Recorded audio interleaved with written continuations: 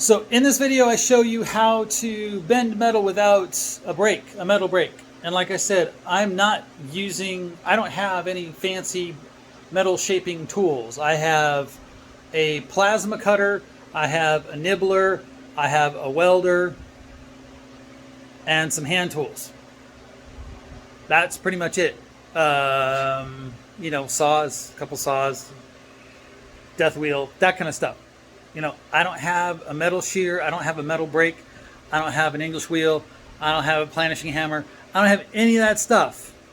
And I'm doing all this. So if you have a project you want to do and you're holding off on doing it because you don't think you have the right tools, just do it anyway.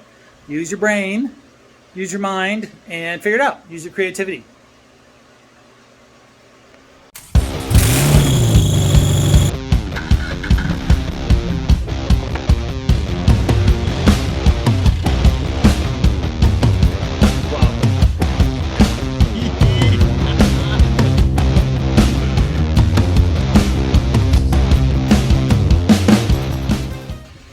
Hey guys, new day, continuing the video.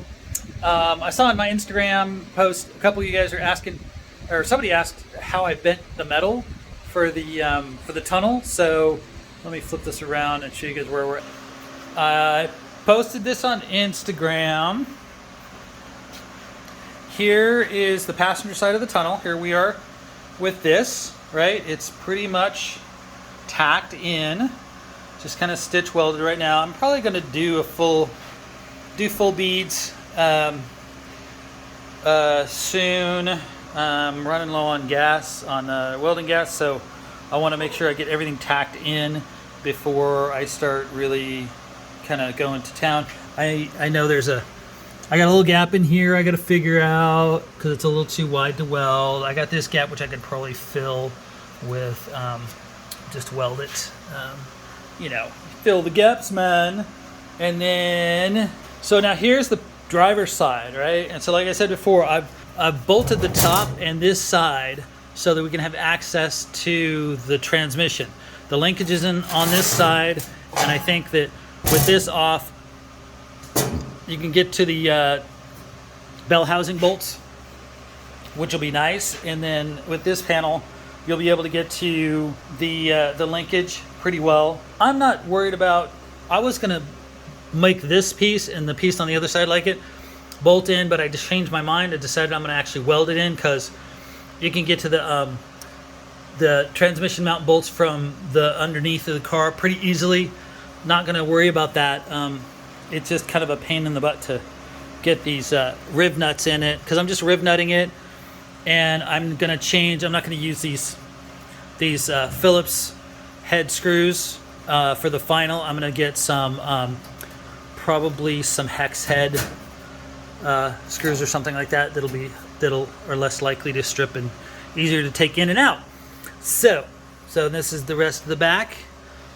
On the driver's side, I've got this so that it works pretty much. I need to bend it a little bit more.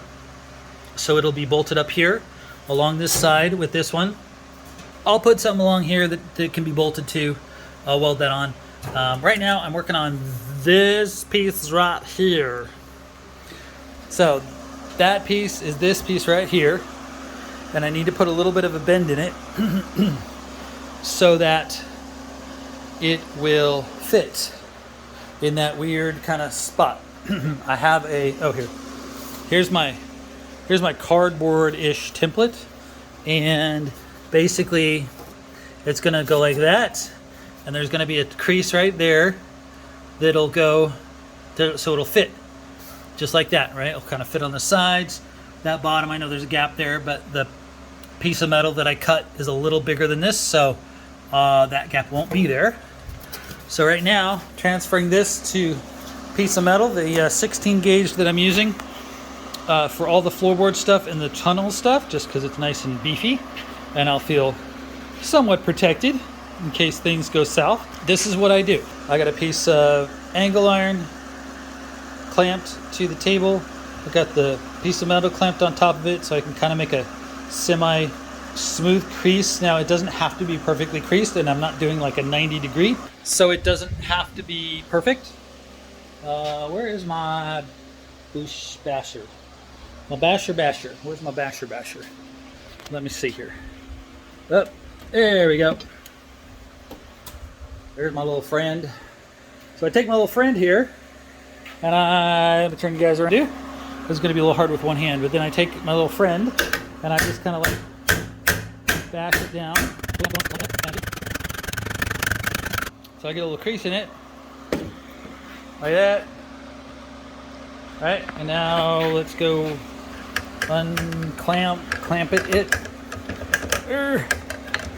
Unclamp the clampers and see if it fits. Yeah, I'm gonna grind all that rust off. Don't worry about it. Don't worry about it, man. I'll take care of it. All right, so it goes like this. We're gonna put it like that, and wow, she fits pretty good. There's a little bit of gap there, so I need to bend it a little bit more. Bend her a little bit more, and then I'll have to massage that top piece a tiny bit. But yeah, pretty good. So I'll be back in a minute.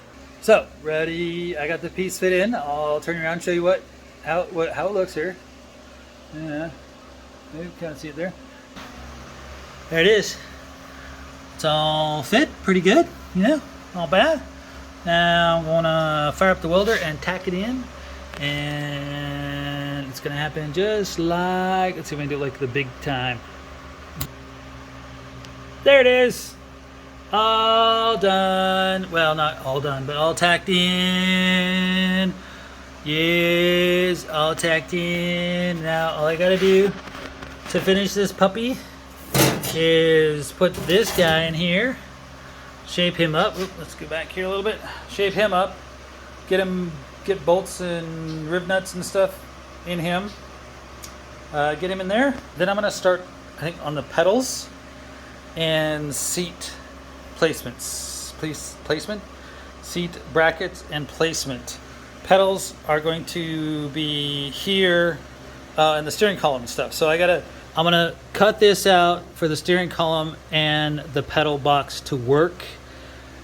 I thought I needed it, but I've decided I don't need it. It's all sturdy enough with just the 16 gauge steel back there. I'm also gonna have a cage, and it's gonna have a dash bar and stuff like that. So that's gonna be good. That's about it for today, guys, for this video. That's about it. That's about it for this video. Please like and subscribe. Put the bell on if you want to be notified next time I make a video. Like I said, I'm going to do my best to be making more videos on this car. This car is going to get done by spring of 2023 or before. That's my goal. All right. See you.